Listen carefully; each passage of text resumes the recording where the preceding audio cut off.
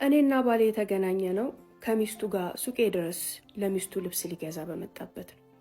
እኔ በአንድ መካከለኛ የሴቶች አልባሳት መሸጫ ሱቅ ውስጥ ሴልሶኝ ነው የምሰራው። እንደመጡም አየኋትና ከሷ ከለርና አቋም ጋር ሊሄዱ ይችላሉ ብዬ ያሰብኳቸውን ልብሶች ጠቅላላ አውርጄ አስለካት ጀመር። ሀውለት በህይወቴ ልብስ እንደዚህ የሚያነሳና የሚያምርበት ሰው አይቼ አላቅም። የሰጠዋት ልብሶች ሁሉ ሳይሰፉ ሳይጠቡ ሳይረዝሙ ሳያጥሩ ሰውነቷ ላይ ሄደው ገጭ ገጭ እንዴት እንደሚያምርባት አስለክቻት ልጠግብ አልቻልኩኝም። በቱታና በሸርሸፍ ጀቡ ነው የመጣችው አቋማና ውበቷ ፍክት ብሎ ወጣ። የሱቄን ሁሉ ልብሶች አስለክቻት ላዩ ላይ ባያቸው ተመኘሁኝ። 2 3 4 ልጆች የወለደች ቀርቶ ያገባች እንኳን አትመስልም። ቦርጭ የለ ምን የለ። ስትመጣ ሌላ፣ ያንን ልብስ ሳስለካት ሌላ። መምረጥ ተቸግሬ ሁሉም ያስለካዋትን በግርምትና በድንጋጤ ወይኔ ሲያምርብሽ፣ ይሄም ሲያምርብሽ፣ ያም ሲያምርብሽ እያልኩኝ ሳሞጋግስና ሳደናንቃት፣ እሷ ግን የመሰላት ሆን ብዬ ለሽያጭና ለገበያ መስሏት ከቁብም አልጨመረችኝም። እኔ ብቻ ግን አልነበርኩም። አብሯት የመጣው ባለቤቷም በግርምት ነበር የሚያያት። እረ ይሄም ያምራል፣ እረ ይሄም ያምራል፣ ይሄም ቆንጆ ነው እያለ ለመምረጥ ተቸገረ። ከ6 በላይ ልብሶችን ካስለካዋት በኋላ የትኛውን ትወስጃለሽ አላት። ያኛው ባለፈ ካመጣህልኝ ጋር ይመሳሰላል፣ ይሄኛው ደግሞ ብዙም ከከለሬ ጋር አልሄደም፣ ያኛው ደግሞ የዛሬ ዓመት በዚህ ጊዜ በዚህ ወቅት የገዛሁት ትዝ ይልሃል፣ እሱንም አልለበስኩትም። ብቻ በዚህ ወጡ በዚህ ገብቶ እያለች 6ቱንም ልብሶች ገደል ከተተቻቸው። እና ምን ትገዣለሽ ሲላት እኔ እንጃ ብዙም አልወደድኳቸውም፣ አንተ ግን ወደድካቸው ትለዋለች። በጣም ነው የሚያምርብሽ፣ ሁሉም አምረውብሻል። እኔ ሁሉንም እንድትወስጂ ነው የምፈልገው። ከፈለግሽ ሁሉንም ውሰጂ፣ ሁሉንም መውሰድ ካልፈለግሽ ግን ይሄንንና ይሄን ምረጪ ብሎ በጣም ስፔሻል የሆኑትን እኔም ላዩ ላይ እጅግ በጣም የወደድኳቸውን 3 ልብሶች መረጠላት። ሀውለት እስኪ ጫማና ቦርሳ አሳይኝ አለች። ጫማና ቦርሳም አሳየኋት። የለበሰችው ሁሉ ያምርባታል። ሰውነቷን ባትንከባከበውም ተፈጥሮ በራሱ ተንከባክባ ቆይቶላታል። በውሃ ብቻ ታጥባ እንደወጣች ታስታውቃለች። ወልዳችኋል አልኳት። አዎ 4 ልጆች አሉኝ አለች። ዋው የወለድሽ ራሷ አትመስይም፣ አቋምሽ በጣም ነው የሚያምረው። እዚህ ላይ ደግሞ እነዚህን የመሳሰሉ አልባሳቶችን ስጨመሪበት ዋው አልኳት። በዛም ንግግሬ ቢሆን እውነተኛ አድናቆትና ከልቤ መነጨ ሳይሆን ለገበያዬና ለቢዝነሴ ብዬ ያልኩት ስለመሰላት የሽሙጥ ፈገግታ ፈገግ ብላ አዎ አመሰግናለሁ አይነት ነገር አለች።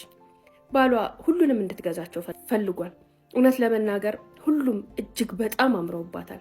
እሷ ግን አንዱንም የመውሰድ ፍላጎት አልነበራትም። እሺ ምን አሰብሽ አላት። ቆይ እስኪ ሌላም ቦታ ዞር ዞር ብለን እንይ አለችው። በጣም ሲናደድ እያየሁት ነበር። ይኸውልሽ እነዚህ ልብሶች በጣም አምሮብሻል፣ ቄንጥ አታጪም። በእርግጠኝነት አንድም ነገር ሳገዢ ነው የምትገቢው። መግዛት ከፈለግሽ ከዚህ ውጭ ሌላ ቦታ አልሄድም፣ ይሄን ገዝተሽ ሂጂ፣ ካልሆነ ደግሞ ይቅርብሽ አላት። እኔ እንደውም አልወደድኳቸውም፣ ይቅርብኝ፣ ቁምሳጥኑ ሁሉ ልብስ ነው፣ የት ሲሄድ ለብሰዋለሁ ብለህ ነው? በቃ ቦርሳና ጫማ ሁሉ ሰድ ብላ ያን ሲሊፐር ጫማና ቦርሳ ይዛ ወጣች። ለእሷ እኔ ቅጥል አልኩኝ። እንደዚህ አማረባትን ከእግር ጥፍሯ እስከ ራስ ፀጉሯ ድረስ ጉልት አድርጎ ያወጣላትን ልብስ ትታ ያንኑ ሽቲዋን ለብሳ አንድ የማይረባ ጫማና ቦርሳ ይዛ ልግዛልሽ፣ እመሪ፣ ድመቂ፣ ልበሽ እያላት አልፈልግም ብላ ገፍታ ስትወጣ ሀውለት በጣም ተናደድኩኝ። ባልየው ወጣትና መልከ መልካም ነው። በእድሜ ቢበልጣት እንጂ አትበልጠው። ራሱን አብዴት ለማድረግ ለመዘነጥ ከጊዜውና ከሀብቱ ጋር ለመሄድ የሚሞክር ሰው መሆኑ ያስታውቃል። ያረገው ጫማ የለበሰው ልብስ ሁሉም ብራንድ ናቸው። ሆኖም ግን ከሱ ጋር ማች የማያረጉና ብዙም ውበቱን ያላጎሉት ናቸው። ትንሽ ነገሮችን ቢያስተካክል እንዴት እንደሚያምር ሳልኩት። እሷ ደግሞ ነገር ዓለሙን ሁሉ ትታ ቤት ውስጥ ስብስብ ብላ በሆነ ነገር እየተጎተተች የምትኖር ተፈጥሮ ግን ደፍቶ የሰጣትን ውበት ራሱ እየጠበቀላት በሳሙናና በውሃ ብቻ እያመሸች የምታድር ለራሷ ቅንጣት ታክል ቦታ የሌላት የቤት እመቤት። ለነሱ እኔ ተናደርኩኝ።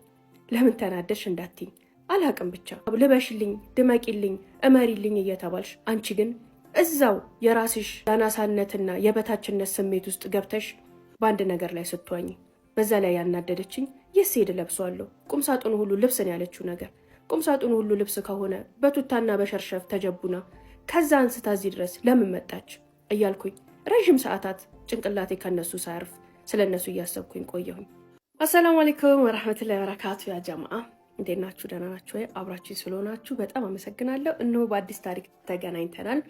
ቤተል ኤጄሞል አንደኛ ፎቅ 113 ቁጥር 2 ጋበሉና ኑ። እንደዚህ እምር ፍክት የሚያደርጓችሁን ቆንጆ አልባሳቶች፣ ቶቦች፣ ጫማዎች፣ ድሪያዎች እና ቦርሳዎችን ታገኛላችሁ። 2 ጋር ሳታዩ እንዳትገዙ እያልኩኝ ቀጥታ ወደ ታሪክ እሄዳለሁ። ፎሎ አርጉ፣ ላይክ አርጉ፣ ሼር አድርጉ። አብራችን ቆዩ። 2 እኔ ምን አይነት ሴት መሰልኩሽ?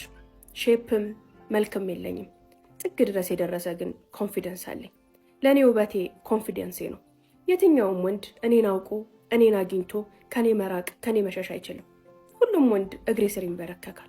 ሴት ጓደኞቼ አንቺ ግን ማን ስለሆንሽ ነው? ምን ስለሆንሽ ነው? ወንዶቹንማ የሆነ ነገር እያደረግሽባቸው ነው እስኪሉኝ ድረስ ወንዶች ካወቁኝ በኋላ ከኔ መራቅ አይችሉም። አለባበስ አቅበታለሁ። ሰዎችን አይቼ ማንበብ መረዳትና ስለነሱ ማወቅ እችላለሁ። በጥልቀት እሰማለሁ፣ በትንሹ አወራለሁ። ለራሴ ጥግ ድረስ የደረሰ ክብር አለኝ። በራሴ በጣም እተማመናለሁ። ከምንም በላይ ደግሞ ባለኝና በተሰጠኝ ነገር እኮራለሁ። የሴት ልጅ ውበቷ ኮንፊደንሷ ነው። የኔም ውበቴ ኮንፊደንሴ ነው እያልኩኝ ነው ያደግኩት። እንደነገርኩሽ ነው። ከፊትም ከሼፕም ምንም የለኝም። ግን ሁሉም ሰዎች፣ ሁሉም ወንዶች በጣም ይወዱኛል። ዛሬ በምነግርሽ ነገር ብዙ ሴቶች ውስጣቸው ላይ ያለ የሚያምኑበት የሚቀበሉት አውጥተው ደፍረው ግን የማይናገሩትን ነገር ነው። በአደባባይ ሲወራ ከገንዘብ ፍቅር ይበልጣል፣ ፍቅር ካለ ቆሎ ቆርጥመን ኬሻ አንጥፈን ቀዳዳ ደፍነን እንኖራለን የሚለው አባባል ለእኔ አይሰራም። ፍቅር እኔ ነኝ። እኔ ያለሁበት ቦታ፣ እኔ የተገኘሁበት ቦታ ፍቅር አለ። ለእኔ ፍቅር እኔ ነኝ። እኔ የምፈልገውን የሚመጥነኝን የሚሆነኝን ላገኝ እንጂ ፍቅርንማ እኔው አበጀዋለሁ፣ እኔው እሰራዋለሁ፣ እኔው አሞቀዋለሁ። እኔን ያገኘ ፍቅር አገኘ። የቷም ሴት እድሉ ቢቀናላትና ነገር ቢመቻችላት በችግርና በቸነፈር መኖርንም አፈልግም። ሁሏም ሴት 2 ምርጫዎች ቢቀርቡላት ከፍቅርም ከውበትም ሀብትን እንደምትመርጥ እርግጠኛ ነኝ። ልባችን ላይ ያለው ያ ነው፣ አፋችን የሚናገረው ሌላ ነው። እኔም አቋሜ ያ ነው። በምንም ሁኔታ በችግርና በችጋር መኖር አልፈልግም። ለእኔ የሚመጥነኝ ወንድ ለራሱ የበቃ በኢኮኖሚውም በአስተሳሰቡም በቅቶ እኔ ጋር የሚመጣ ወንድ በራሱ የሚተማመን አክብሮኝና ወዶኝ ሊያኖረኝ የሚችል ሰው ካለ እኔ ፍቅር ነኝ። የትም የተቀበልኩት ሰው ጋር የትም የወደድኩት ሰው ጋር ፍቅር ሆኜ ፍቅርን ሰጥቼ መኖር እችላለሁ። አስደስቼው ተደስቼ መኖር እችላለሁ። በህይወቴ ብዙ ሰዎች መጥተዋል። ነገር ግን መስፈርቴን አያሟሉም። የእኔ መስፈርት ጥልቅና ከባድ ነው። በየትኛውም ቦታ ላይ አልዝረከረክም። የትኛውም ቦታ ላይ አልወድቅም። ለእኔ ማይሆን ከመሰለኝ አብሶ ኢኮኖሚካሊ ትንሽ አናሳነት ከተሰማኝ ከአካባቢው ከሰውየው እርቃለሁ። ብዙዎቹን የራኳቸው በዚህ ነው። የዛ ዕለት ከወጡም በኋላ ጭንቅላቴ ከዛች ሴትዮና ከሱ ፈጽሞ ሊርቅ አልቻለም። ቀኑ ሙሉ በሚባል ደረጃ ስለሱና ስለሷ ብቻ እያሰብኩኝ አልኩኝ። ማን ከማን ጋር ነው የሚገጥመው? ማን ከማን ጋር ነው የሚሆነው? እሱ ራሱን የሆነ ቦታ ላይ ለማስቀመጥ የሚጥር፣ እሷ ደግሞ የሆነ ቦታ ላይ ስታክ ያደረገች ሴትዮ። ተናደርኩኝ። ማች አያረጉም እኮ ይሄ ሰውዬ የኔ ቢሆን ብዬ ሳልኩት። 2 በቃ ራሴን እሷ ቦታ ላይ አስቀምጬ እሱ የኔ ባል ቢሆን ምን ላረግ፣ ምን ሊሆን እንደሚችል፣ ምን አይነት ሴት ሊሆን እንደሚችል ራሴን እየሳልኩኝ ተናደርኩባት። የሚገርምሽ ነገር በመነጋታው ማታ ይኸው ሰው ሱቄ ተመልሶ መጣ። እኔ ነው እንግዲህ ሁሉም ነገር ሀ ብሎ የጀመረው። የቀድሞ ባለቤቴ ጊዜን በላው ትለናለች የዛሬ ባል ታሪካችን። ዝቅተኛ ኑሮ ከሚኖሩ ቤተሰቦች ነው የተገኘሁት። የ19 ዓመት ልጅ እያለሁ የኑሮ ውጣ ውረድ ሲያስቸግረኝና በተለያየ ጥቅማ ጥቅም በመደለል አንድ ሰው ቀረብኩኝ። ከዛም የኔንም የእሱንም ቤተሰቦች የሰርግ ወጪ ችሎ ጥሩ ደግሶ አገባሁት። የምንኖረው የእሱ ቤተሰቦች ግቢ ውስጥ መኖሪያ ቤት ሰጥተውን ነበር። ደስ የሚል ህይወት ጀመርን። እኔም አነስተኛ ስራ አገኘው። እጅግ ለሰው የሚያስቀና ህይወት እየኖርን ነበረ። 2 ዓመትም ሆነ። ከዛም በኋላ ለምን አትወልድም የሚሉ ጥያቄዎች ከቤተሰቦቹ ይመጣ ጀመር። እናም ካረገዘች ለእጇ የወርቅ ብራስሌት አድርግላት ተባለ። እኔም አረገዝኩኝ። እነሱም በጣም ተደሰቱ። ነገር ግን እርግዝናዬ በጣም አስቸጋሪ ነበረ። ብዙ ጊዜ እታመምና አሰቃይ ነበረ። ከዚያም በኋላ ግን እንደ ፈጣሪ ፍቃድ ወለድኩኝ። የሴት ልጅም እናት ሆንኩኝ። ክርስትናውም ተደገሰ። ቃል የተገባልኝም የወርቅ ብራስሌት እና የሀበሻ ቀሚስ ተገዛልኝ። ከዚያም ቀኑ ደረሰና ክርስትናውን አንስተን ጥሩ ቀን ዋለን። ነገር ግን የዛኑ ቀን ምሽት ላይ የባለቤቴ እህቶች ተነሱብኝ። በጣም ማስከፉኝ። ነገሩ ከምሉ ቤተሰቡ ጋር ጥሩ አልነበሩም። ብቻ በቃ ጸቡ እየተካረረ መጣ። በቃ እኔም ሲመረኝ ቤት ተከራይተን እንውጣ አልኩት። እሱ ግን ፍቃደኛ አልነበረ። የሚገርመው ከባለቤቴ ጋር በጣም ሰላም ነበሩ። እኔም ብቻ ነው ማየት የማይፈልጉት። ግልምጫቸውን፣ ስድቡ መቋቋም አልቻልኩም። እባክህ እንውጣ ብዬ በሰውም በቤተሰብም በጓደኛም አስመከርኩት። ግን የእሱ ምላሽ እኔ ምንም እስካላልኳ ድረስ ችላ ትቀመጥ ነበር የሚለው። ችግሬን ሊረዳኝ አልቻለም። በጣም እየከፋኝ ሄደ። ባይተዋርነት ተሰማኝ። ያኔ ድሮ የነበረን ፍቅር ቀነሰ። እያለቀስኩ እንኳን እያየ ምን ሆንሽ አይለኝም ነበር። ከወራት በኋላ ግን ከእሱ ጋር በጣም መጋጨት ጀመረ። ነገሮች ሲበረቱብኝ ቤቱን ትቼ ወጣሁና ልጄን ይዤ እናቴ ቤት ተመለስኩ። በፍርድ ቤት ተፋታን። ልጄም 1 ዓመት ሞላት።